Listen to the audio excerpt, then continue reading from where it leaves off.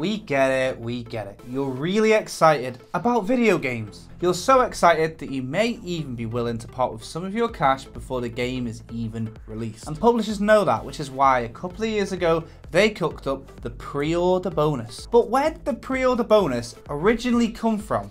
And how did it lead us down this long and winding road to blue tire smoke? This is going to be a bit of a history lesson, and we're going to do this every week from now on, so you better enjoy it. In the early 2000s, video game retailers like GameStop and Amazon discovered that offering pre-orders for games helped gauge how well any given title might do, and therefore how many copies of the game they should order from a publisher. It was all a bit of a hangover from the 1983 video game crash, which left many companies nervous about how many copies of a game they could actually sell. Back in those days, a pre-order usually required a small deposit, which would guarantee a copy of the game would be waiting for you on day one. But when big games like GTA and COD arrived, publishers were confident that those games would do well, and so they printed more than enough copies for everyone, negating any possible incentive for consumers to pre-order. Because you knew there would definitely be a game waiting for you anyway, so why bother? So retailers needed another way to generate pre-orders. They needed other incentives for people to pre-order their games. So how did they come up with those incentives? What could they do to tempt people to pre-order? Well, back in the 90s, Pokemon was top dog on playgrounds all over the world. We all loved us some Pokemon, be it the trading card game, the TV show, or the Game Boy game. It was also the first example we could find of a mainstream game offering up a pre-order bonus. If you pre-ordered the Game Boy smash hit Pokemon Gold or Silver, you received a CD.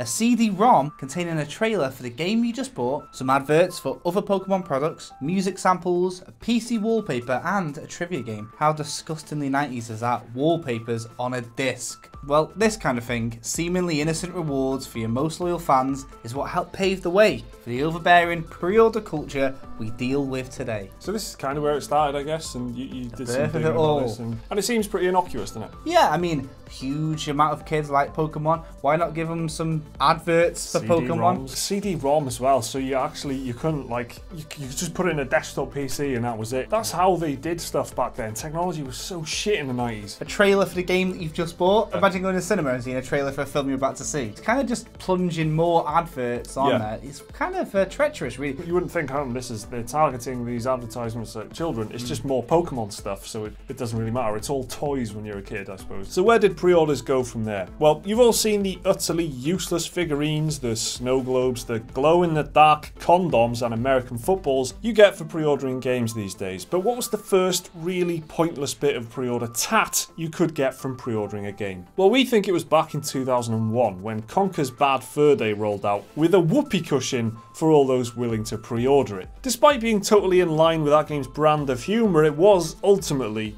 just a piece of tat. The useless physical pre-order incentives we have today, things like Aiden Pearce's iconic hat and Watch Dogs 2's Wrench Jr. robot, owe a lot to Conker's whoopee cushion. The idea of giving away physical memorabilia is an old one, and one that is still going strong to this day. This is something that really tends to stand out, because when it is like something shit, you'll normally get like a few headlines out of it, like websites will report on it, like, oh, you actually get a baseball cap with this. The Aiden Pearce's iconic baseball cap, that's probably one of the worst things Ubisoft has ever done, is labeling everything iconic. An $800 amulet from Assassin's Creed, that edition. That's another Ubisoft brainwave there. Ubisoft are one of the main offenders, aren't they, actually? Again, these were innocent days. 2001 was an innocent time. It was before pre-orders were really a big deal. Pre-orders really had the main advantage for you still of knowing that there'd be a copy there, because like we said, sometimes there weren't enough copies to go around because gaming wasn't quite the juggernaut that it is today. Look where we are now. Glow-in-the-dark condoms and the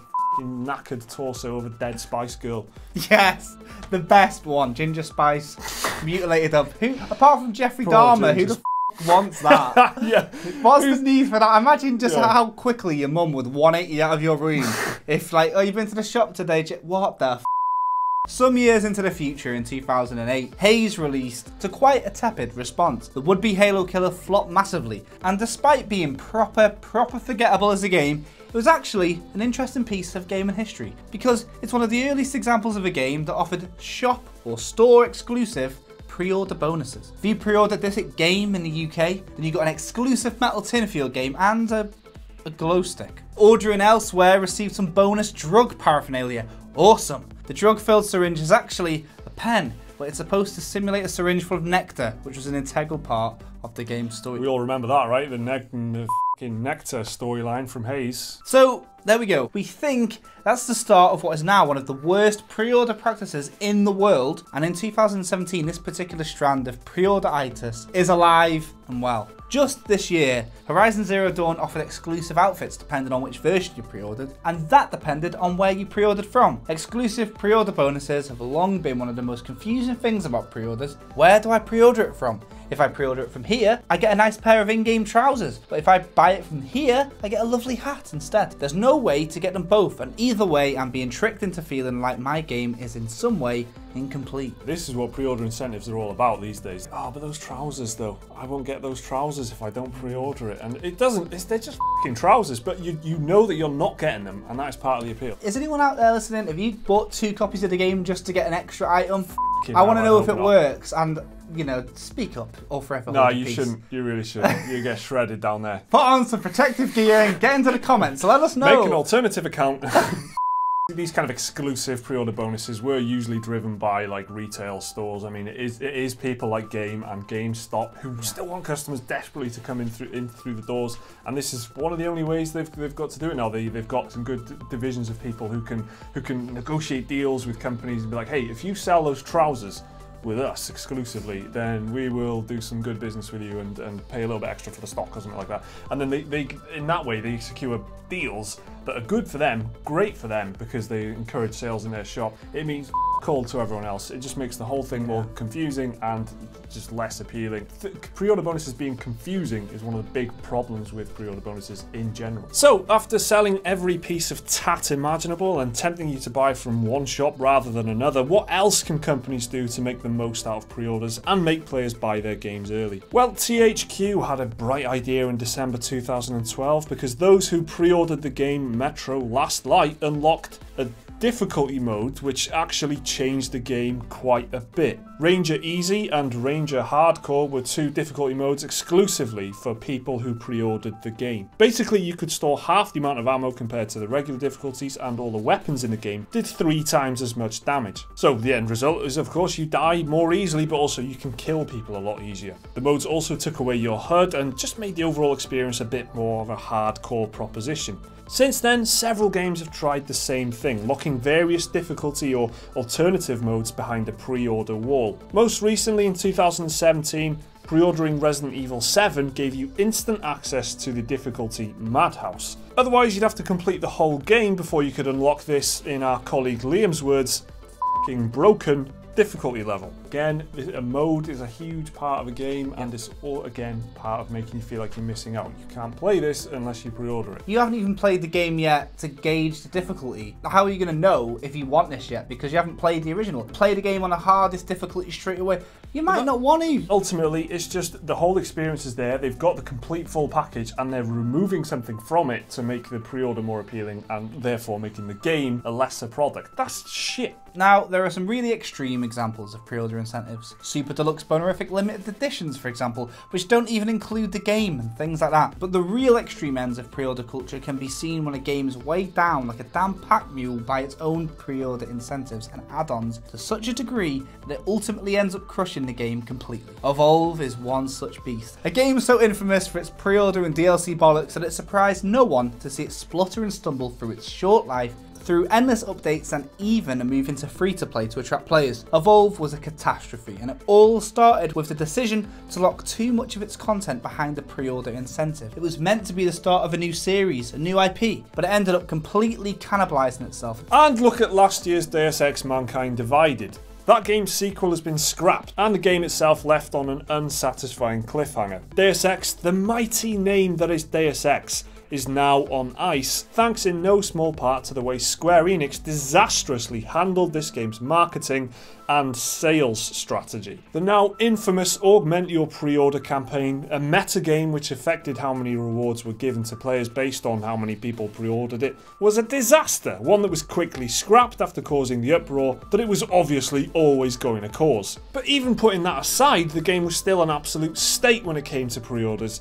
I mean, just look at all this shite. You can buy the full game for £5 on Tesco Direct now, and this is fucking why. People were fuming about this because it was ridiculous. It was the subject of a Jimquisition, all that kind of stuff, because they just made a game out of pre-ordering, and a game that was only beneficial to them. It was like a pyramid scheme. Exactly. It was like, tell your friends to pre-order and you'll get more good stuff, but we get the money. I don't really like that. So far, it's like peak pre-order bollocks, isn't it? It hasn't got much worse than that. As for Evolve as well, that was another game that it locked a monster behind the pre-order, so you could that's a huge part of the game. The whole point of Evolve as a game is to be asymmetrical, so you've got a team of hunters against one beast, and you could play as this one beast depending on whether or not you pre-ordered it. The state that Evolve was in afterwards is completely earned by that kind of bollocks. The monster that was a pre-order bonus was well overpowered, so then people were like, how can I get this monster?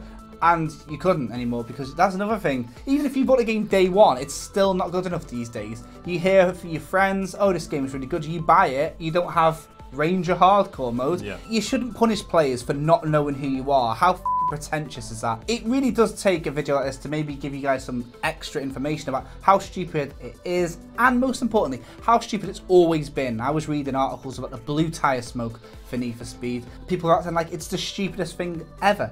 No, it's f***ing not. And in fact, we haven't even touched on what is the stupidest one of all time. Because there's so many contenders. There's such a rabbit hole, that topic. It would take us forever to go through trying to find the worst one. But. So that's why we've got you guys, because there's loads of you and you've all got different experiences. Maybe you have got right next to you, on your desk, on your bedroom cabinet, a shitty bit of pre-order tap. I want to know. What's the oldest as well? What's the earliest bit of pre-ordering you've ever done? Can you ever remember slapping a deposit down on a pre-order because you were worried that you wouldn't get a copy of the game? You really wanted to make sure you had a copy day one, so you put some money down on it way in advance. Let us know what it was, because this is quite a fascinating subject. Pre-ordering is bollocks. It's consistently something that gets complained about on the internet by us, as well as anyone else, and it's just a real issue these days, but it's got a long history, so I mean, this is just something that we want to explore. Let us know. So that's it, a brief history of pre-order bullshit. What's in store for the future? Who knows? Let us know your thoughts down below, of course, as usual. Like the video if you enjoyed it, subscribe if you're new around here. If you fancy checking out some more of our stuff on Patreon, feel free to support us here. We do a podcast every week, and if not, we'll see you again next time. Good little gas special there.